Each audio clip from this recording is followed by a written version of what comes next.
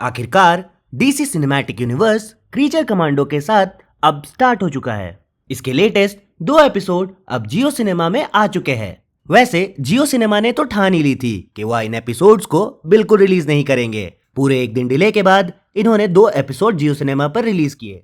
पहला episode the कॉबली वॉबल्स और दूसरा एपिसोड द टॉर्मलाइन नेकलेस है। यह एक 7 एपिसोड सीरीज है और इसके एपिसोड हमें हर वीक देखने को मिलेंगे।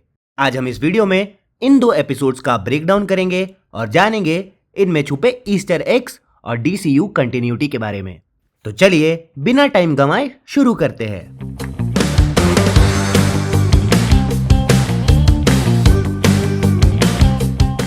क्रीचर कमांडोज डायरेक्टली कनेक्टेड रहेगा सुपरमैन और पीसमेकर सीजन 2 से। First, new logo.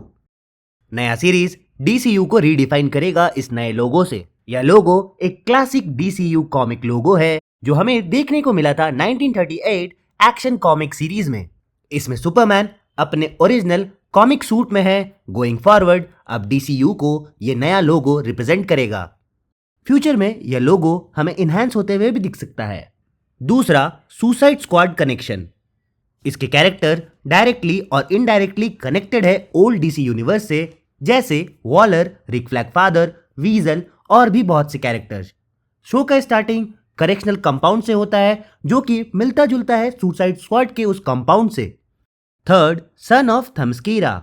Sons of Thamaskira हमें सबसे पहले देखने को मिला था वंडर वुमेन वॉल्यूम 4 इशू 7 2012 में। सीरीज दिखाता है कि सन्स ऑफ थमस्कीरा क्रॉस करते हुए पाए जाते हैं पोकोलिस्तान में, जो कि एक फिक्शनल शहर है डीसी कॉमिक का। यह अमेजोनियन सॉर्सरस सर्सी के इशारे में काम करते हैं। सर्सी खुद को थमस्कीरा की हेयर मानती है और अपेरेंटली वंडर वुमेन की विलन भी है। न्यूज चैनल के मुताबिक सर्सी ने इन सन्स को प्रॉमिस किया है पोकोलिस्तान के डाउनफॉल का। उसके बाद सर्सी का थमस्कीरा पे राज होगा। हालांकि इन सन्स के पास कोई पावर नहीं दिखाई गई है इस सीरीज में। Fourth, new beginning. लिफ्ट का यह सीन नॉड है to the new beginning of DCU, जो कि जेम्स गन ने खुद ही कंफर्म करा है रोटेन टोमेटोज के द्वारा। Fifth, voice casting. सीरीज ने अमेजिंग वॉइस कास्टिंग की है, जिसमें ब्राइड की वॉइस इंदिरा वर्मा ने दी है, famous from Games of Thrones. इस सीन में ब्राइड एक मैगजीन पढ़ रही हैं जिसका headline my ex is toxic but he is hot है, जिसका डायरेक्ट रेफरेंस फ्रैंकेनस्टाइन से है, जो कि हमें एपिसोड 2 में देखने को मिला था। डॉक्टर फॉस्फोरस एक फन और विटी कैरेक्टर है जिसे प्ले कर रहे हैं एलन ट्यूडनिक, जो कि सीरीज में आगे जाकर क्ले फेस की भी वॉइसिंग देंगे। इस कैरेक्टर की ओरिजिन स्टोरी हमें आगे देखने को मिलेगी। बात करते हैं रिटर्निंग कैरेक्टर वीजल के बारे में, जो वॉइस करेंगे Sean Gunn. Sean Gunn GI robot को भी वॉइस देंगे इस सीरीज में। अमेंडा वॉलर ने वीजल को मरने के लिए छोड़ दिया था सुसाइड स्क्वाड के मिशन में, बट मूवी के पोस्ट क्रेडिट सीन में वीजल हमें जिंदा दिखता है और यह सीरीज वीजल का ओरिजिन स्टोरी दिखाएगा, जो कि काफी सैड है, ऐसा जेम्स गन ने बताया है। और Rick Flag senior voice by Frank Grillo और नीना मर्जुस्की वॉइस बाय जोई चाओ, जो कि एक फिश हाइब्रिड क्रिएचर रहती है। Sixth, credit intro.